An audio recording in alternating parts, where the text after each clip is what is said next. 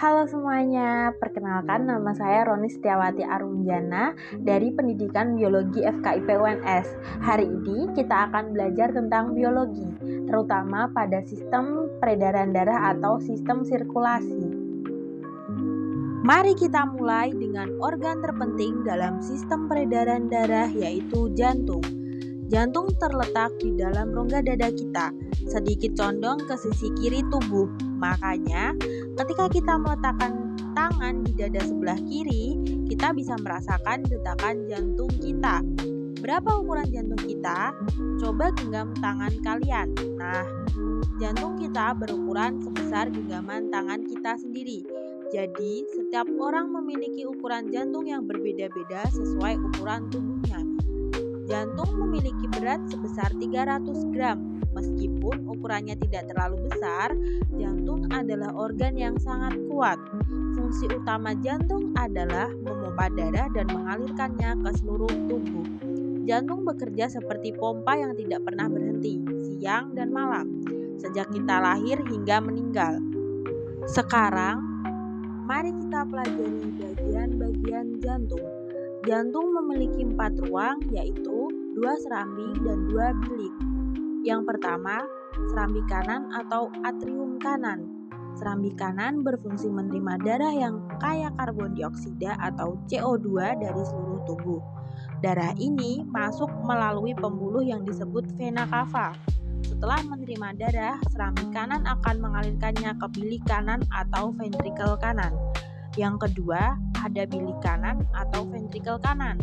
Bilik kanan bertugas memompa darah yang mengandung karbon dioksida ke paru-paru. Di paru-paru, darah akan melepaskan karbon dioksida dan mengambil oksigen segar yang kita hirup. Yang ketiga, ada serambi kiri atau atrium kiri.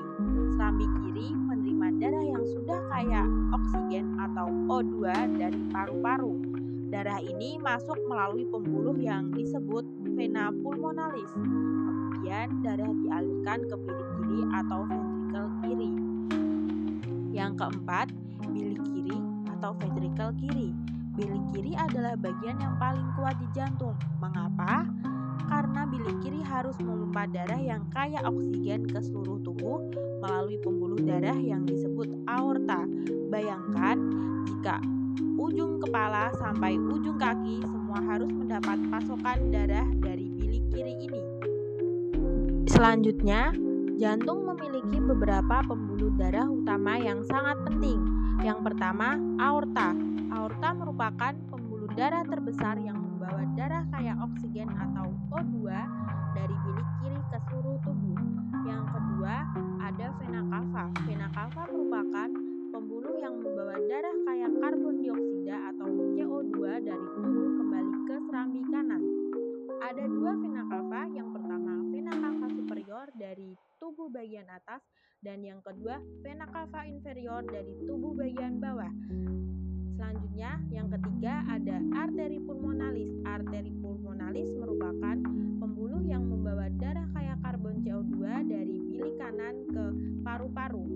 Selanjutnya, yang keempat ada vena pulmonalis. Nah, pada vena pulmonalis, pembuluh yang membawa darah kaya oksigen dari paru-paru ke serambi kiri. Agar darah dapat mengalir dengan benar dan tidak kembali ke ruang sebelumnya, jantung dilengkapi dengan katup-katup. Katup ini bekerja seperti pintu satu arah. Yang pertama ada katup tricuspidalis. Nah, katup ini terletak antara serambi kanan dan bilik kanan.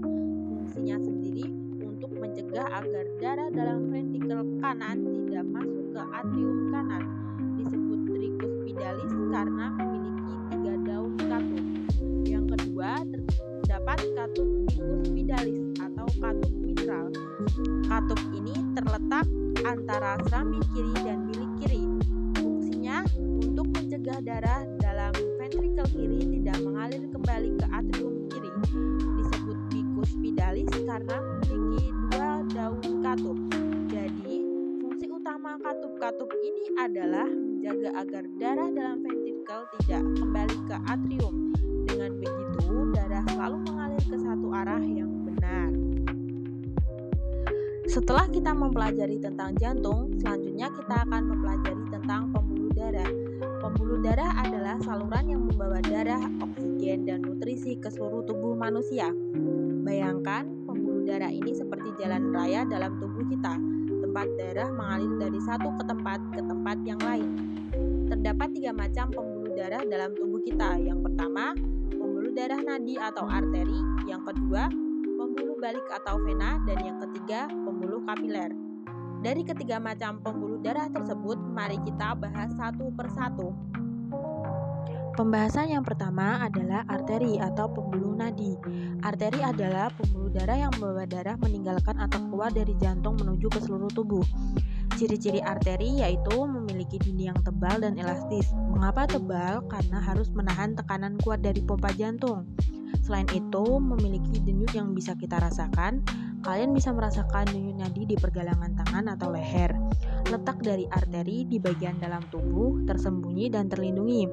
Isi dari arteri adalah darah yang kaya oksigen atau O2, kecuali arteri pulmonalis yang membawa darah kaya CO2 ke paru-paru. Bila terluka, arteri akan mengeluarkan darah yang memancarkan keluar karena tekanannya tinggi. Pembuluh arteri yang terkecil disebut arteriola. Pembahasan selanjutnya adalah pembuluh balik atau vena.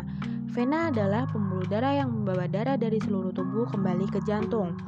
Vena juga memiliki beberapa ciri-ciri. Yang pertama, memiliki dinding yang tipis dan tidak elastis. Mengapa? Karena tekanan darahnya lebih rendah dibandingkan arteri. Denyut arteri juga tidak terasa, letaknya dekat dengan permukaan kulit. Makanya, kenapa kita sering bisa melihat urat kebiruan di tangan atau kaki. Nah, itulah adalah pembuluh arteri.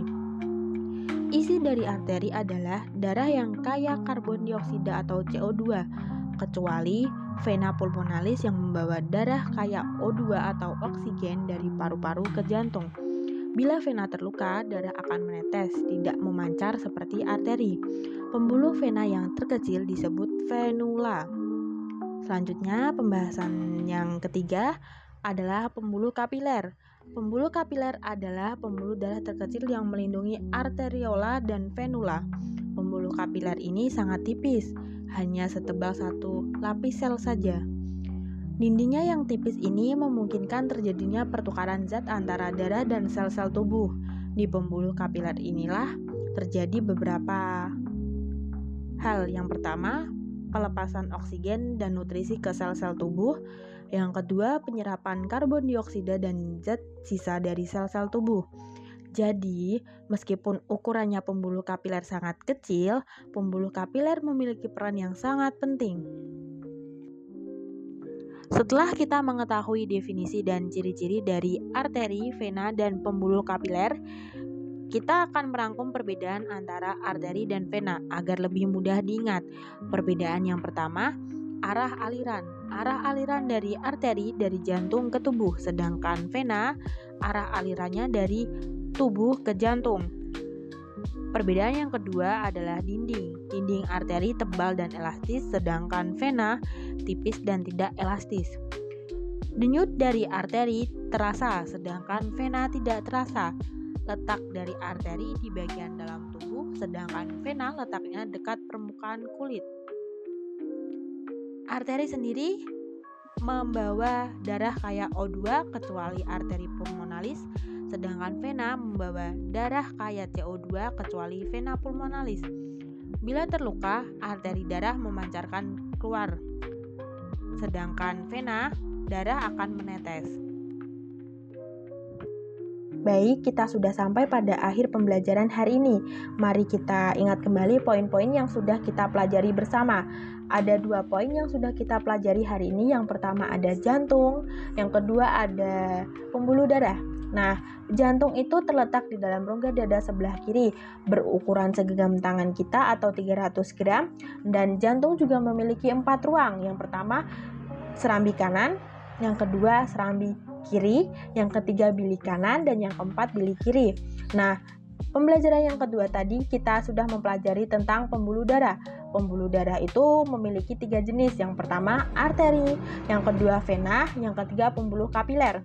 Nah, untuk menjaga sistem peredaran darah kita tetap berjalan lancar dan optimal, kita juga perlu untuk menjaga kesehatannya.